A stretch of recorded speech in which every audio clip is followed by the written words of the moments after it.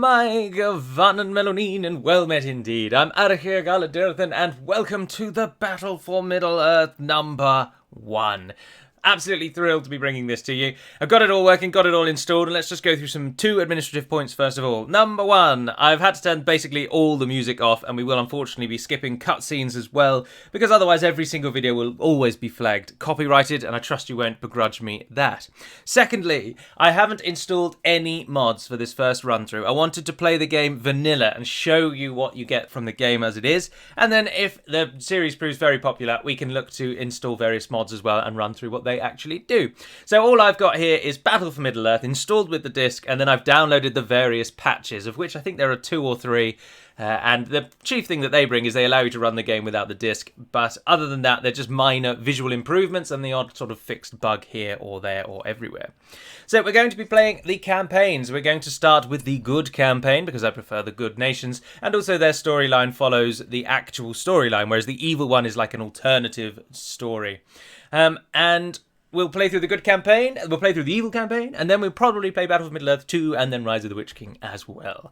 But for now, it'll be for me to hand it over. We're going to play on hard.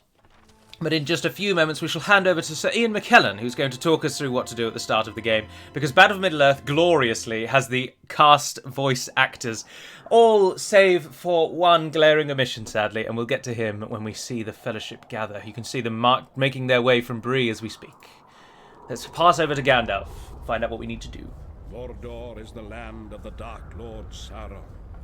He has dominion over this bleak and wasted landscape and all who enter it. Sauron wages war with all of Middle-earth.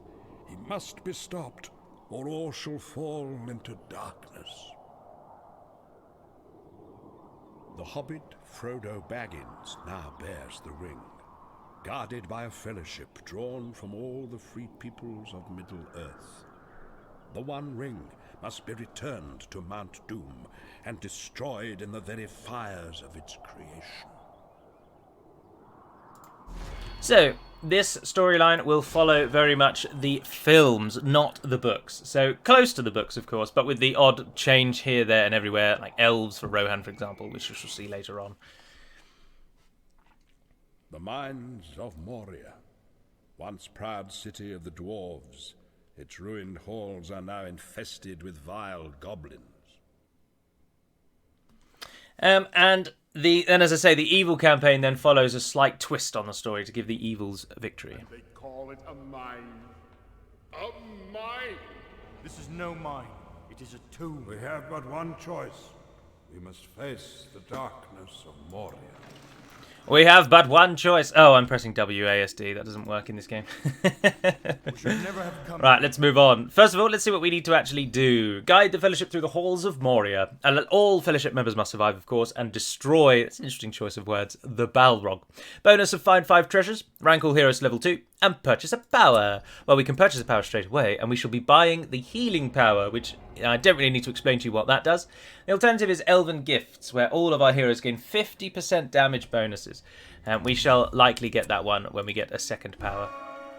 Oh, let's also just briefly slow down the scroll because it's darting around. Although actually it's darting around in these enclosed spaces. The scroll is quite noticeable in its jankiness. But when we get out onto the real field and play the game properly, which this level will not show us, then the scroll will level up the scroll speed. Right, we want everyone to get to level 2, and the hobbits are by far and away the worst characters here in our army. So let's turn them all to throw stones first of all, and then let's level them up. We can't actually go beyond rank 2, so once a unit reaches rank 2, they don't gain experience anymore. So Sam, you're now going to follow behind. So let's just give you a brief overview first of all. Hero units are very much hero units in Battle for Middle-earth. It is a real-time strategy game where you control armies. You control various armies, and in Battle for Middle-earth 1, it's Rohan, Gondor, Isengard, and Mordor. And then each nation has various hero units. But for the campaign, these heroes, of course, come together, and they fight as one. So, and we're leading the Fellowship at the moment, obviously. All the heroes have specific powers, as you can see with Aragorn. So straight away I can heal anyone around him if we get into trouble. And then we've got Blade Master, which gives him damage and armor boost, and so on and so forth. Gandalf is arguably the best hero. He has insane powers, particularly when he gets up to the higher tiers, to the higher levels. Oh, I've forgotten to move Sam with us. Legolas is quite useful. He has the Hawk Strike, a double arrow attack. And Battle of Middle-earth has a useful feature in that you can right-click on powers, and then the hero will just do them every time it can. They often try and use them on stronger enemies, but sometimes they do waste them on weak-willed ones. But there we are. The hobbits are slowly gaining in level. Team 1 is reducing in size. I have, of course, talked over a few voice lines, but they are literally just taken from the film. But I did mention that there's one glaring omission in terms of the voice cast, and it is Boromir. Sean Bean does not voice Boromir, where the others are voiced by their actors, I believe. But Boromir, I do not think he isn't, which is a damn shame. Ah, there's a troll.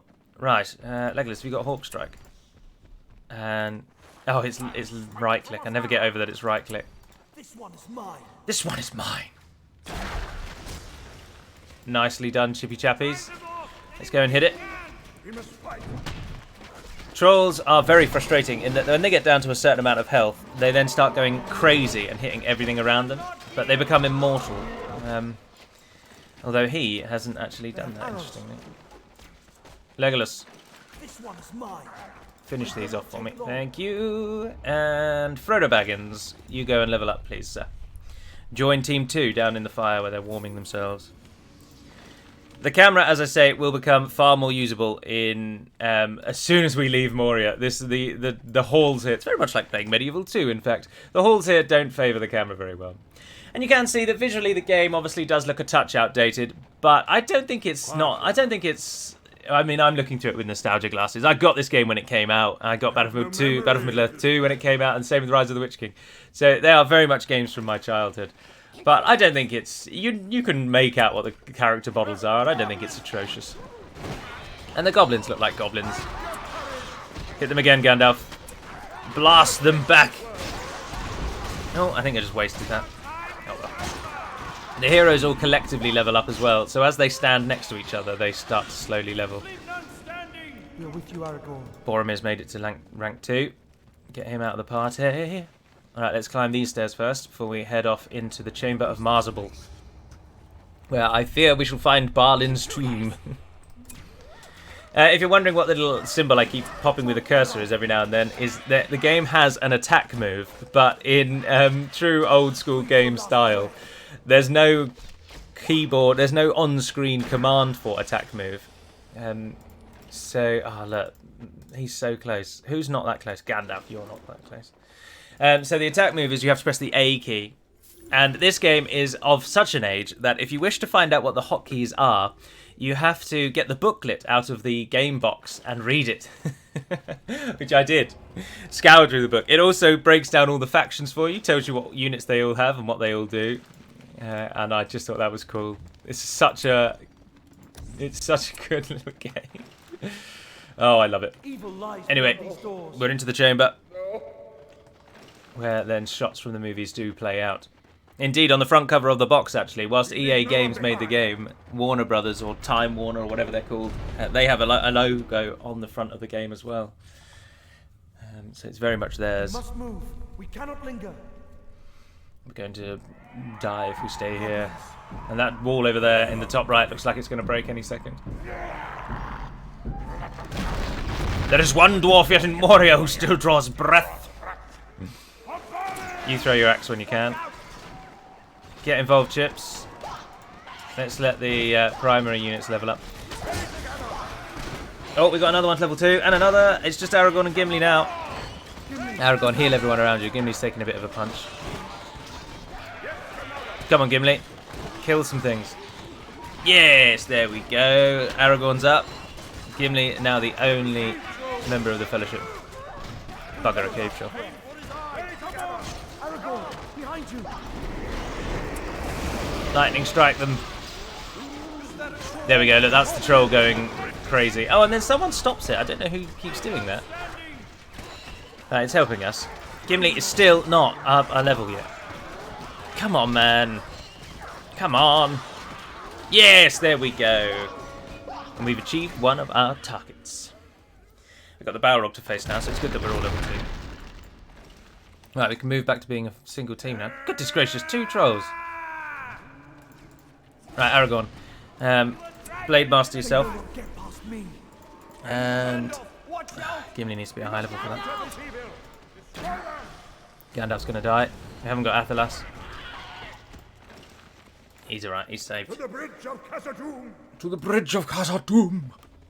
On we go. As I say, this first mission is arguably a poor introduction to the game because the game is actually nothing like this.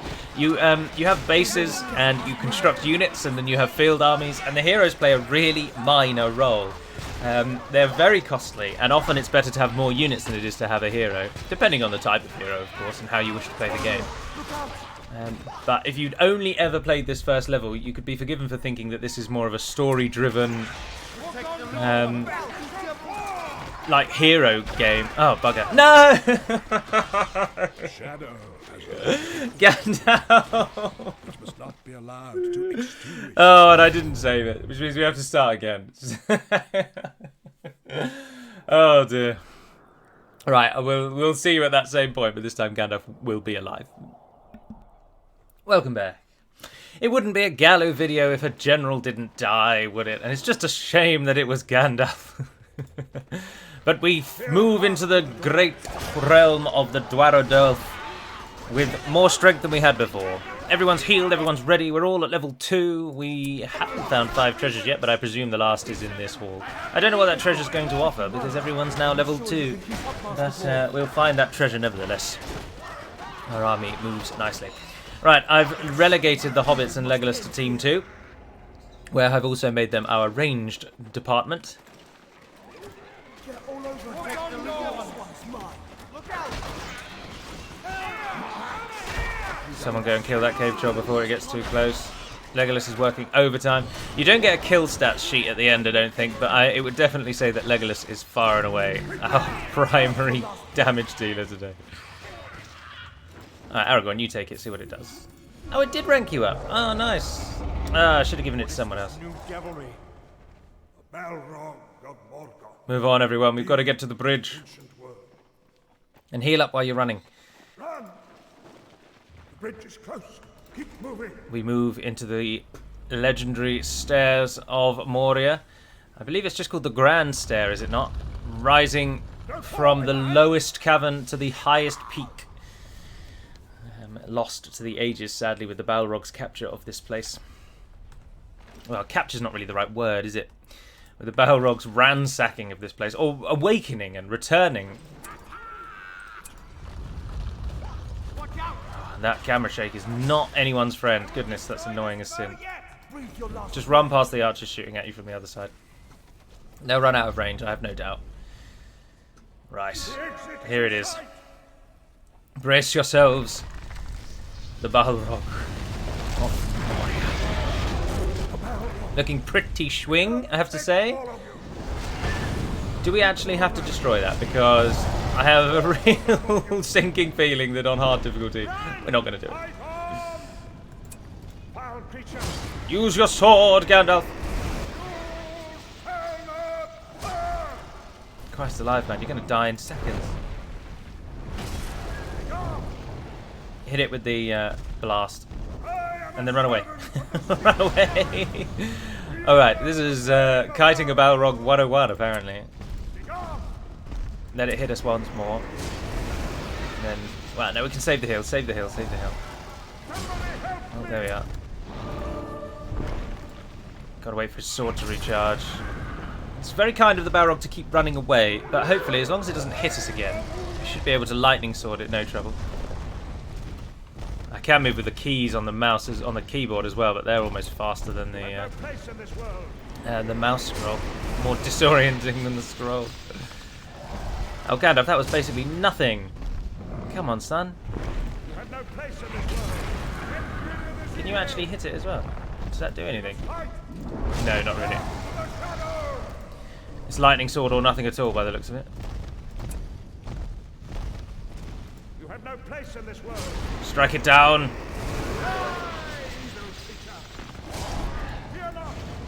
Go on, it only needs one hit. No, if you stay there, you're going to die. Does it take damage from your blast?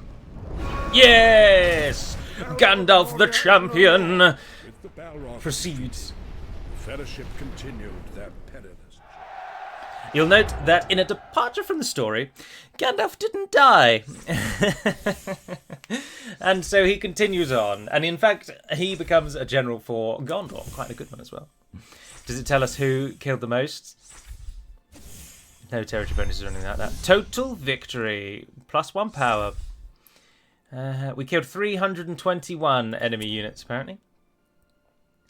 Oh, it does tell you. Oh, fantastic. Legolas absolutely rocking it with 99 kills. What a storming hero he is. And sadly, Merry pulling in the bottom there. Come on, Merry, up your game, son. Up your game. We escaped Moria. Our power grows. As the shadow of Sauron moves across the land, Lord Eomer and his horsemen must defend the villages of Rohan. We now move to Rohan, where the proper core of the game begins. Eastern Rohan, 20 command gives us more units per army. So the campaign takes on this grand strategy approach, where each region unlocks you certain things. Command points are the number of units you can control in a battle. Rohan lies at the center of Middle-earth. These horselands have long been the site of war and conflict, but its people now seek peace and freedom. Now seek peace and freedom. Surely they've always sought peace and We freedom. must be prepared for war. Everyone able should stand ready to defend Rohan. Destroy. At work Oh, that trouble I think our king and plague these lands. Now is the hour. AMS sadly also is not the voice actor. But one wonders if they actually did bring them back to... all peasants become armed. Yes, we're going to need that. One wonders if they did come back to redo their voice lines, or if they just took voice lines from the films and called it a day. Right, so this is the meat of the actual game. This is how it works. This is a camp, not a city. So this is a smaller version of a Rohan citadel, but you don't have free build in this game.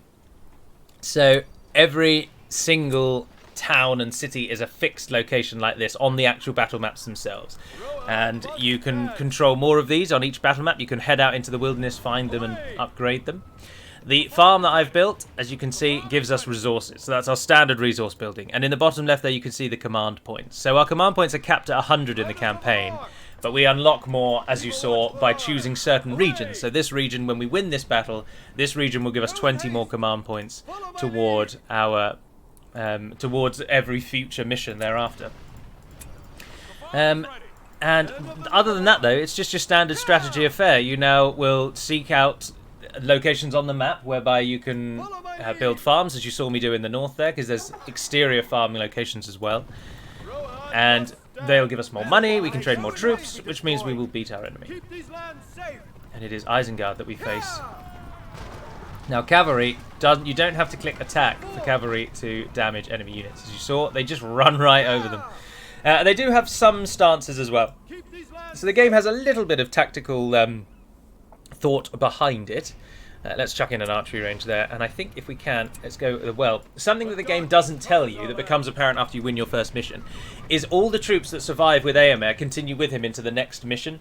So it's very important to keep your troops alive if you can, because they will follow through, and they'll be with you next time as well. We can get another farm here. So yeah, the cavalry do have stances, so I can put them in wedge formation, which makes them do more damage but take more damage.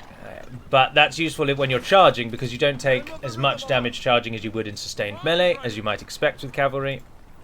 I'm waiting for that well because it will heal all of my units. Although I do have a heal already, so let's charge out. The second game increases battalion sizes to 2 ranks, but I'd forgotten that the first game only does a single rank. So every company for the good nations, or I think it calls them battalions, they're all only sort of 5 entities, which is a bit disappointing. But what we should do is just save it. I don't know how likely this game is to crash. I do know that the saving takes absolutely ages. Well, it certainly did in Moria, but it was a bit quicker that time. There's more Isengard forces. Oh, look, and they're destroying a goblin hold. The goblins, some of you may associate goblins with Battle of Middle-earth, but goblins actually are not a playable faction in the first game. They are a minor map nuisance, as you just saw there. But something that Rohan gets are peasants, and you will definitely recognise their voices as soon as I train them, because you've definitely heard them before. Oh, I've just wasted that draft. We can't get anything else with our powers. We'll talk about the powers as we unlock them. I don't think we need to worry about them for the moment. But we can afford a stable, so we'll get that up. Now, we're playing on hard, and to be honest, when I played this game when I was younger, I was never really very good at it. So I worry that hard might be too difficult. We shall see. Now, they cost 10 command points, so those 4 peasants and our cavalry will be all that we can get. But they'll do the job, I think. Let's try and level up AMA. Wedge formation. And charge them down.